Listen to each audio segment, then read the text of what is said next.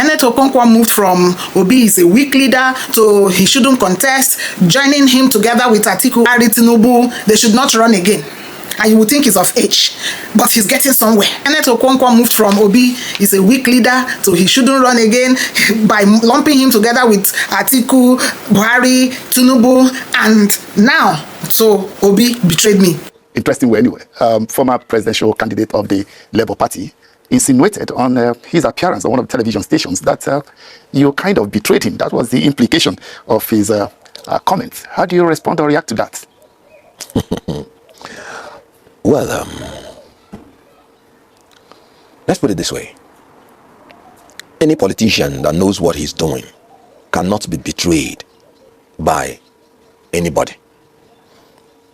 If there is anybody that betrayed the other, I can say it emphatically, that Peter Obi betrayed me. Kenneth insinuated that Obi doesn't know what he's doing. When he says it is politicians that don't know what they are doing that feel betrayed.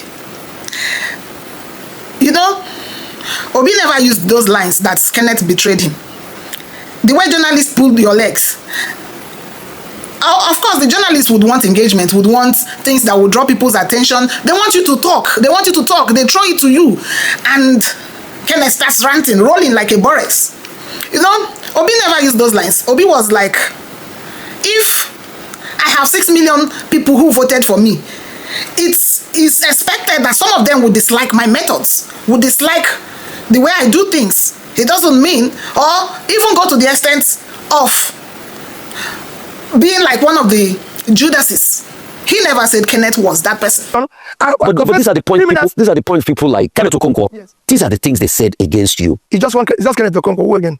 But it's a valid point of view. If 12 persons that followed Jesus, one went against him, how about me, where millions followed, and you're counting those who went against me? Listen, people must go against you, people must speak against you, and they own listen. I still remain consistent and not changed. You know, when Obi also made that statement, he clarified to show that he wasn't particular about Kenneth by the things he said about Kenneth. Like I said, Kenneth is my younger brother. He has his reasons for his actions or what he wants to do. Humility, patience, tolerance is not weakness, it's a virtue. It is not easy for people to remain where I am. And you know, they threw this whole thing to Kenneth and he starts rolling because he's been looking for opportunity to come out clean. He's crawling out of his shell little by little from his tortoise shell. You know, Kenneth started by saying that Obi is weak and he said it's because he didn't call for protest. What? Okay, we thought it was that. He moved from the issues of Labour Party. I personally was one of the people that reprimanded Labour Party based on what Kenneth is complaining about. That if Kenneth has a cogent point that you people have not been doing what you're supposed to do, you should sit up. So we thought it was Labour Party. And then we discover now still that it's not really about Labour Party, because particularly when Labour Party had that caretaker committee convention after the court judgment, we saw Kenneth and we were feeling like Kenneth is now coming back because he's dealing with the situation or killing his anger because Labour Party is trying to fix things now. You would think that that is what it is. But like I said, he's crawling out of his tortoise shell little by little, and we are getting to know where he's leading. He gave a hint where he's leading in this his interview. As he keeps crawling out little by little, we will see what Kenneth is up to, because he has also hinted that he will say more things. Because what he's saying now is what Obi said, or what is in public domain. And if Obi comes out to say more things, he's going to say things that are more personal. And I want to say at this point that we know Obi is not going to engage him at that level, because that was not the original intention. So, but for this one who has been looking for opportunity, he latched onto it and he started rolling like a borex. Let the tares grow with the weeds. In due season, we will know the real stuff. The main thing will be separated from the chaff. Character is tested by trials. Everything Kenneth lamented about is all about administrative issues. In this his interview of me, myself, and I, he positioned himself as somebody who is more knowledgeable and has the expertise to direct the movement, the operations of the party as at that time, and even Obi. Then that is why you are there. That is why you took up that job. Whether it's paid job or not, you are glad doing it. And if you don't bring your ingenuity, what are you supposed to bring? So you're using it now as a tool to fight Peter Peter Obi. That is video that is making it look like everything that was positive, I engineered it. Of course, that is what you were there to do. And Kenneth should watch it. He should know that from his actions, the people he wants to parley with are also watching him. And nobody, no coalition leader, nobody is going to trust Kenneth based on this, his character. This coalition, you are positioning yourself to be the spokesperson for. And having a meaningful conversation with Atiku. Atiku is a friend to Obi. He knows Obi more than you know him. Atiku can put 1 and 2 together. No, when you are being malicious and when you are being forthright. When you are being cunning and being whatever. So honestly, the problem is more personal with Kenneth. Peter Obi did not say Kenneth betrayed him. Let's tell Kenneth at this point that we are in love with our leader, Obi, and there is no impression you create about him that will change our mind. We love you too. We loved you. And we were expecting you to gather whatever it is with you or between you and Peter. But it's looking like you can't deal with it. And maybe Obi is not the mercantile politician you expected. And you are not climbing enough, using him as a ladder to your ambition, because we see you are an ambitious man. We see you marketing yourself, selling your CV. When I was in Labour Party, I was not speaking with any other politician. I was never working with any politician. Meaning that you are now open to any other involvement. You even said it, meaning that you are now open for business. But should you do that using Peter Obi as the cash cow? Everything Kenneth said in his interview is a testament to the fact that Obi fought with Abure to keep Labour Party. Fought for this Labour Party together with Abure, watched out for them, did everything he should do to make peace reign against the claim that Obi never wanted Abure. Kenneth has now exposed that Obi actually fought for Abure Labour Party against the claim that he did not. You see, your rants are blessings in disguise, because Abure and his team came out, and his fake obedience group came out to say that Obi never watched out for Abure. He used Abure and dumped him and expected him to go back to Benin to go and start riding Keke, Okada, or doing ring road. As if Labour Party is a compensation for doing your job when you occupy a position at a point in time in that party. Just like Kenneth, who did the job of a spokesperson and is now trying to make it look like he was wrong doing that job.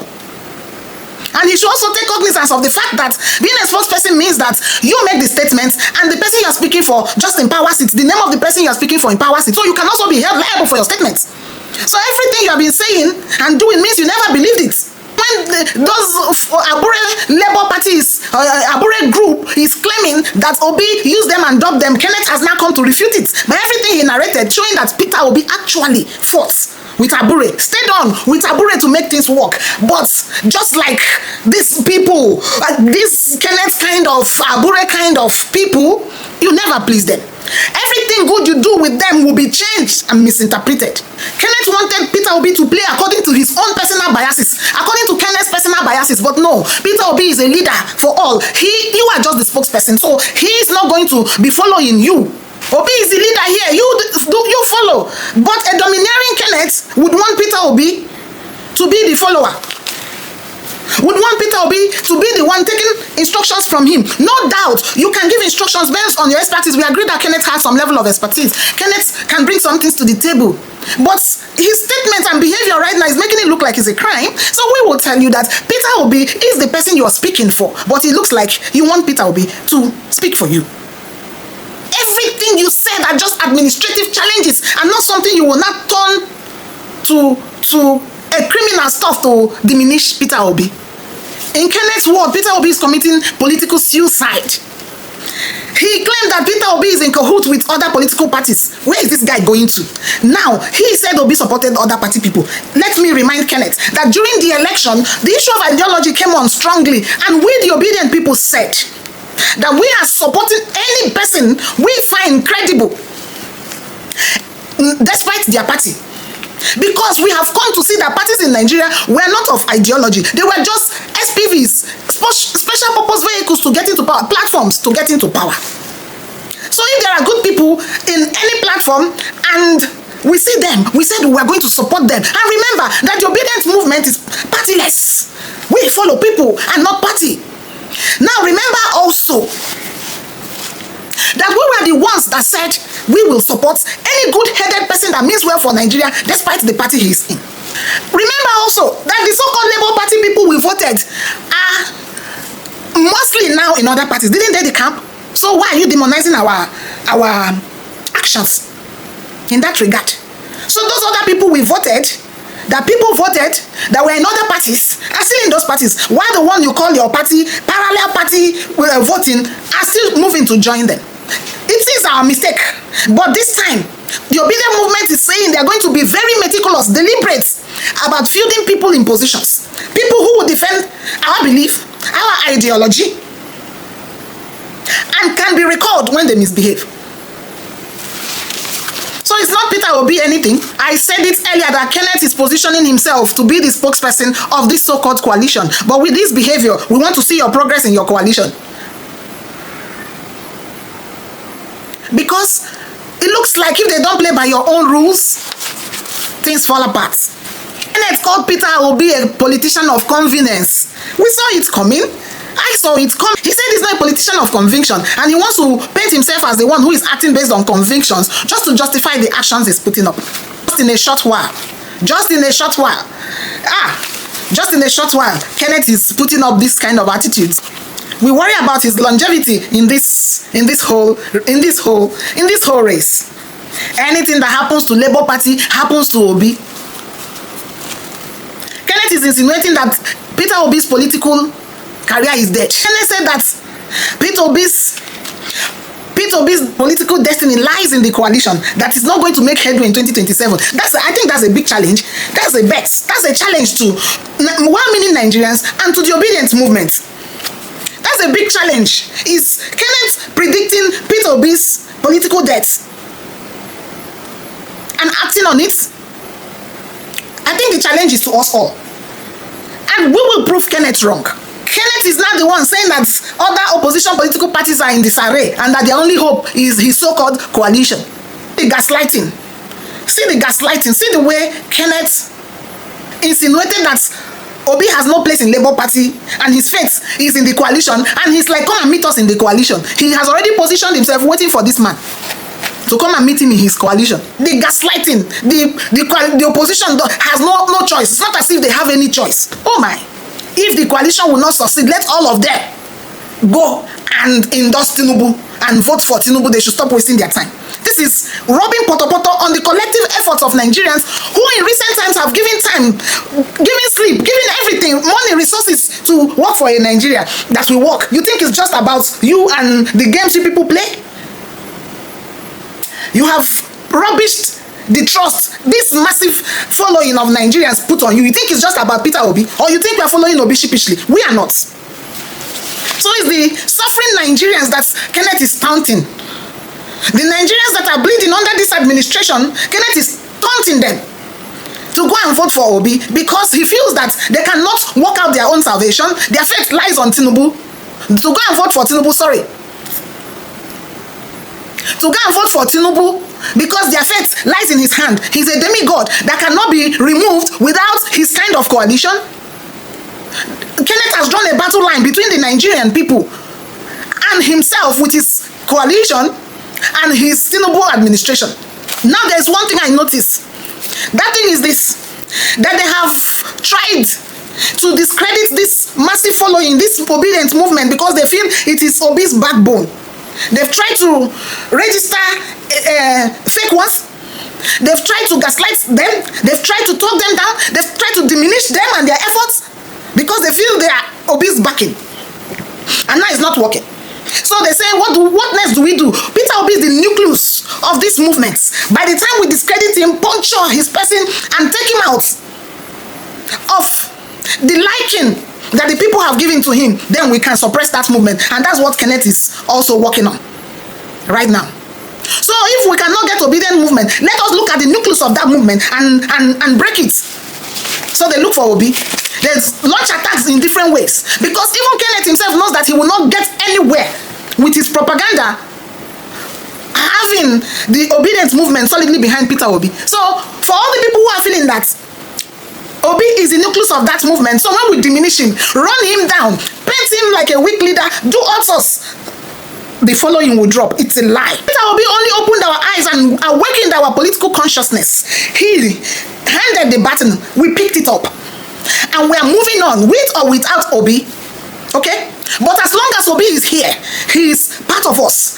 And the nucleus of that force, it won't just die like that. Our love for Peter Obi is unconditional. Our love for his credibility is unmatched.